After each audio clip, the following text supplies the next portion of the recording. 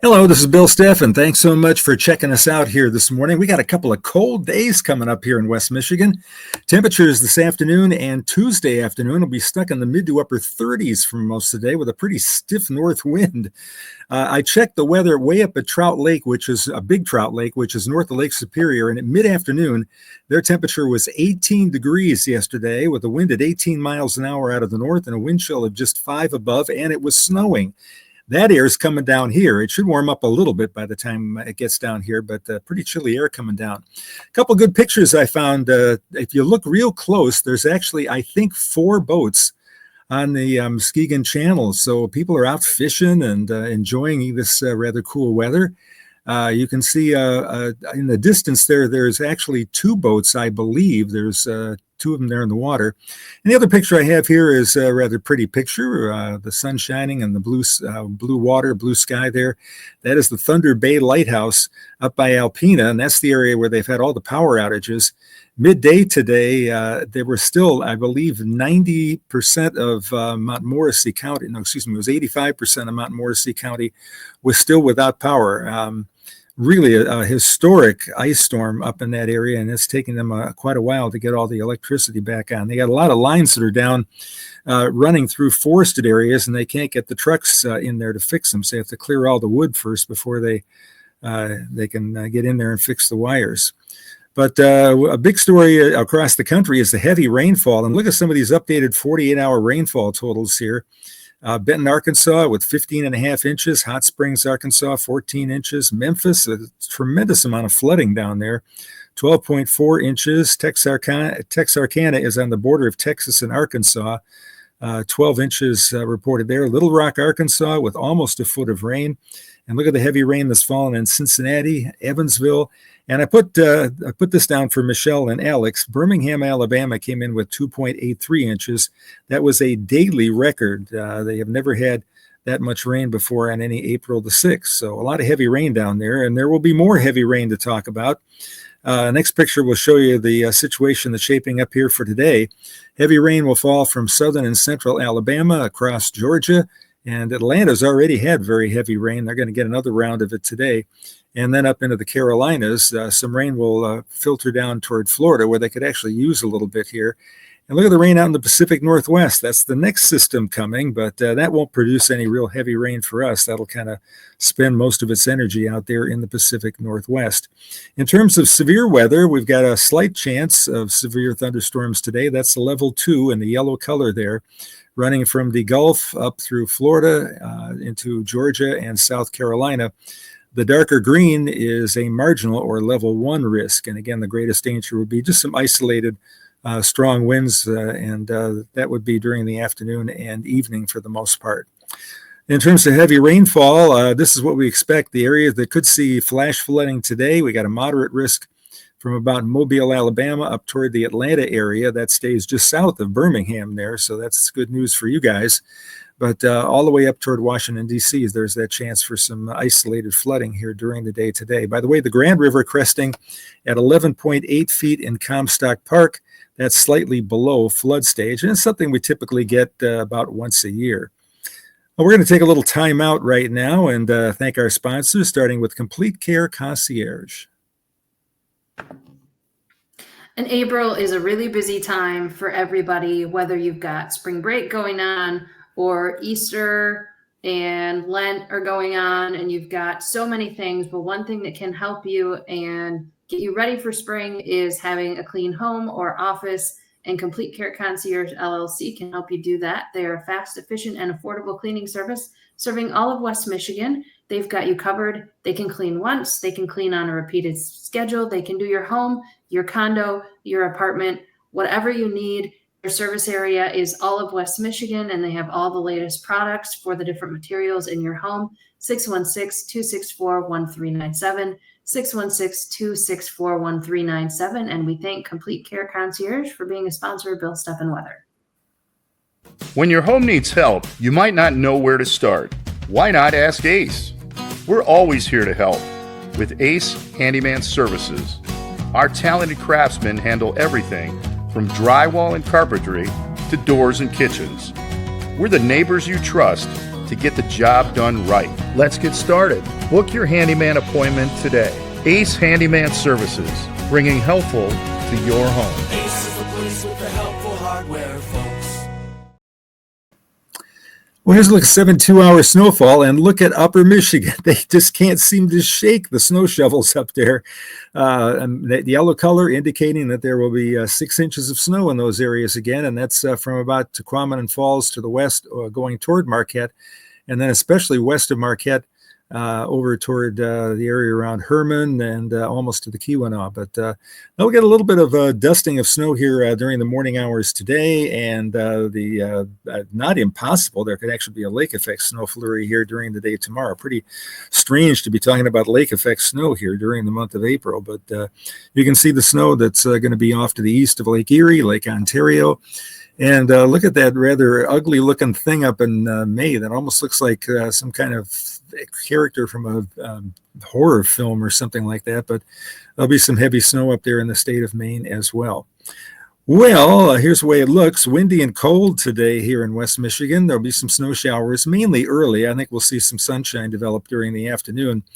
Lake water temperatures are in the upper 30s, and that's about what the air temperatures are going to be like. So there's not a lot of contrast there to produce lake effect. We'd have to be colder than this.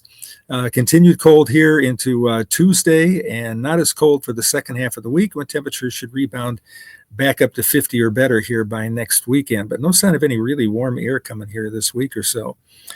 Taking a look now at the 3-day outlook, we're looking at a little bit of a dusting of snow in some areas this morning, especially if you travel off to the north. This is the way it's going to look during the early morning up toward US 10, the Cadillac area especially, maybe even Traverse City. Temperatures will only be in the low to mid 30s for a good portion of this Monday, and then mid to upper 30s tomorrow. I think Wednesday we're back up into the low to mid 40s. I think most of the precipitation we get Wednesday will be in the form of rain, though there may be some snow mixed in. It would melt as it hits the ground. So here's the way today looks. 39 the high temperature, and it won't feel that warm. What wind chill temperatures will probably be in the low 20s much of the day. Some snow early. We'll see some sunshine late. It will be a windy day. I've got the wind at 15 to 25. It may be more like 20 to 25. And that'll kick the wind chill down a little bit. Some drier air comes in during the day, though. Humidity levels should drop to around 45% by late in the day. I'll take a look quickly here at the high temperatures over the next several days. I think we'll be generally around 40 in the Grand Rapids area. As you travel off to the north, 33 for Traverse City, readings only in the 20s up along the Lake Superior shoreline. That's a pretty cold day. Even up there, temperatures average well up into the 40s at this time of year. Here's Monday, and there's Tuesday. Tuesday, again, temperatures only upper 30s in the afternoon, and below freezing for the second day in a row up along the Lake Superior shoreline. And then finally we get to Wednesday, and I think on Wednesday temperatures are back up into the low to mid 40s here at least, upper 30s up toward upper Michigan. And there is some warmer air out in the plain states that'll gradually filter in here through the mid part of the week and the latter part of the week as well. So our 5-day forecast looks like this. A chance for a little bit of snow here this morning, only in the 30s. A cold day on Tuesday, both days on the windy side, though more wind today, Monday, than Tuesday. Wednesday, we're mid 40s here. Clouds will be increasing during the day. We may pick up some rain showers Wednesday night into Thursday. Could be a few wet snowflakes mixed in. Friday looking pretty good. Partly sunny skies, temperatures around 52, and we should top 50 here next Saturday and on Sunday. Long range outlook says temperatures are a little bit warmer than average, and I remain convinced that by the time we hit around the 14th, 15th, 16th, we're going to see a couple of days up around 60 or even above that. So if the cold is getting you down here today, hang on as we get not this week, but into next week, toward the end of next week, we will certainly be seeing some warmer weather here. The heat is going to continue to build into the southern part of the United States, especially that area from West Texas back toward Arizona. Rainfall could be slightly above average here, but I don't see any really big storms coming our way. And for the most part, the moisture from the Gulf of Mexico is cut off. So really, that doesn't look like any problems. The heavy rain episode should wind down in the Ohio River Valley, mid-Mississippi Valley area, and that should allow water levels to go down. So again, the biggest thing is cold weather today and tomorrow, and a better chance of some milder weather toward the end of the week. Well, Michelle, you were there. Oh, right. Yes, we're all I still saw that getting spinning here. wheel of death there, and I thought maybe that was. Yes. And we've got grandson Alex joining us tonight too. Hi, Go Alex. again.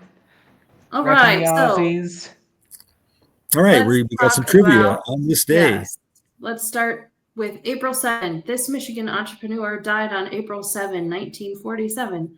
The first car his company sold was the Model A in 1903. This one should be easy, so everybody together. Oh, come on, this is a giveaway. Yes, Ford. go ahead. It's Yes. Ford, right? Very good. Henry Henry Ford. Yes. Yes, and Yeah. I thought just so that we don't get accused of bad photos, I had to clarify that that's actually a Model T in that photo. Oh, okay. All right. So- Well, that's interesting. Yeah, so there we are, April 7. April 7 Yeah. was his date of death. And I have a Ford, so there. I also have a Ford. Okay, the Battle Creek Sanitarium was damaged by fire on April 7, 1902. It opened in 1866 and had more than 7,000 patrons in 1906. Henry Ford was a patient. I don't have a question. I just think it's fascinating. At that point in history, the sanitarium must have been this huge, imposing thing. There's a water tower Okay. that's left from that's in Kalamazoo. They used to keep weather records there at the Battle Creek Sanitarium, believe it or not. No kidding. And And that was what actually else do I know ran about by that? Oh, yeah, this was, Kellogg's brother. Yep. It was the Kellogg's that were behind it. Mhm. right. And that's where they refined the food, the cereal that we have Yeah. so today. Yeah. So I don't have a question. I just think the sanitarium is fascinating and what it must have been like to experience that at that point in history. Yeah, especially Right. having a fire like that. Okay, public television, April 7, 1927 was the first AT&T long-distance public television broadcast. The first AT&T public television broadcast was of this Secretary of Commerce. In 1927, he was not yet president. I'll guess Calvin Coolidge.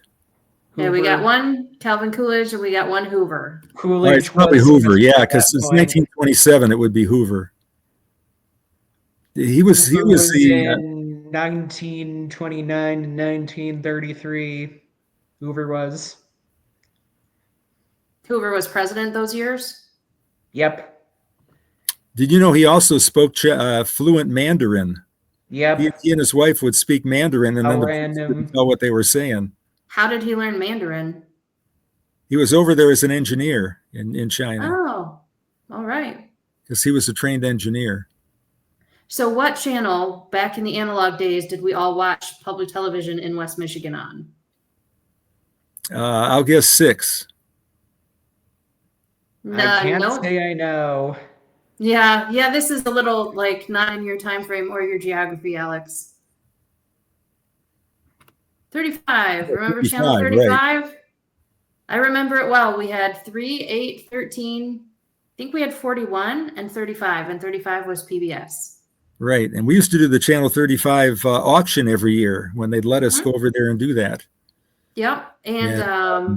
I ran one of the boards and everything, and I did a couple of hours there on live TV. So I was reading that when they first started, they didn't have some of the equipment that they needed, so they actually did some filming Mhm. at WZZM. And then there was a delay in some of the production, so they had a segment speculating that Nixon was going to resign like 3 days after he resigned. Oh, okay. So, well, our time frame has gotten a little better. But yeah, Channel 35, it was a 321 contact. Where in the world is Carmen Sandiego? And then Square One. That was the afternoon block, and it was spectacular. Right. And we watch Lawrence Welk Saturday night, 7:00. We watch Antiques Roadshow. Rick Steves. Yeah, I'm a little old for Sesame Street, but of course that's been a big marketing success. You're never too old for Sesame Street. And Oh, I was on WCMU for a bit. Yeah, Alex. Yeah. Alex's high school quiz bowl team was back-to-back state champs on the CMU quiz bowl show. They do a year-long show with the high school teams from all over the state. interesting. Yeah. All right. It is National Coffee Cake Day. which I bring up because Bill's parents loved them some coffee cake. Mm-hmm. My Always mother coffee cake and would coffee. make a German coffee cake called a Kuchen, and somebody would say in German that's the word stolen. Okay, so somebody would come up and my mother would say, "I made a German cake, but it was stolen." And I was the other reading one that go, it had "Oh its no, that's origins in terrible." My Vienna. mother would go, "Oh, that's wonderful. We like the stolen." So a little joke. I was reading that the coffee cake has its origins in Vienna. Really? And it was the only place I smelled coffee was at Grandma and Grandpa's house because neither of you or Mom drank coffee. Oh, Yeah, it's interesting. so coffee and coffee cake. It was a Grandma and Grandpa Steffen standard. Mm-hmm. So have And some coffee cake. my grandfather used to have a cup of coffee every morning. He would have a bowl of Sunnyfield cornflakes, 6 days a week, Sunnyfield cornflakes with milk and a cup of coffee with some cream in it or just milk. And Were they Kellogg's cornflakes? So that would have all had to have no, it been was developed by that Sunnyfield. time? It was a Oh, brand that isn't different around brand. anymore. Oh, I see. Sunnyfield cornflakes. And then on Sundays, we'd come back from church, and if we were up there at Grandma and Grandpa's house, and then they would make a big breakfast on a breakfast brunch on Sunday after church. And if Yeah. you were in the Chicagoland area, you were going to the Jewel if you needed anything. Yep, it was The a Jewel jewel, and Osco. we had the High Low, I think it was called, on Green Bay Road, and they used to do hot dogs for a nickel. Ice cream cones for no, it's a hot dog was a dime. Ice cream cones were a nickel, and a candy bar was a nickel, or something like that. Right on Green Bay Road. I remember going there. Okay, so men's basketball finals tomorrow night. We always do a little family challenge, and it is down to me and Alex, and it's going to come down to who guessed the final score closer. Yeah, I put all four number ones in the final four, which was good. But I went for Duke, and Duke was ahead by 9 points, and Houston came back and won the game. Pretty amazing. So I thought we Good would do game. some Houston trivia. All right, so who wants to take this one? There are two major commercial airports in the Houston area. What are they? Hobby and Bush. Very good. There is No, IAH, George Bush Intercontinental, and HOU, William P. Hobby, Houston Hobby. And So- what I will say is that the University of Houston actually didn't have far to go for the tournament venue, as the Final Four were and the championship game will be held in San Antonio. Oh, really? Oh, that's Right. exciting for them. Right. So Yeah. what is the airport code of San Antonio, Alex? Pass. Any guesses, Bill? SAT. Yep, SAT. Yep, they're smart in San Antonio. SAT. A lot of times it's the same as it's just a contraction of the city. Like Grand Rapids is GRR, but there's a few others that are different. Like for instance, Nashville is BNA, so we've always called that place Bananaville. Really, that's true. Meteorologists refer to Nashville as Bananaville, and I think that stands for Butler National, if I'm not mistaken. Yeah, there's lots of, we'll do more airport codes sometime. There's lots of fascinating stories behind how the airports get their names. I'll give you one right now. ORD for Chicago, O'Hare.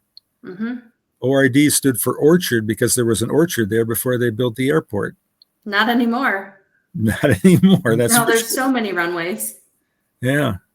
Okay, so of the two Houston airports, which one is bigger? Well, I'm going to guess the one with Intercontinental in the name. I'll Bill, guess do you Bush. agree? Intercontinental. Yeah, IH. Bush is much bigger.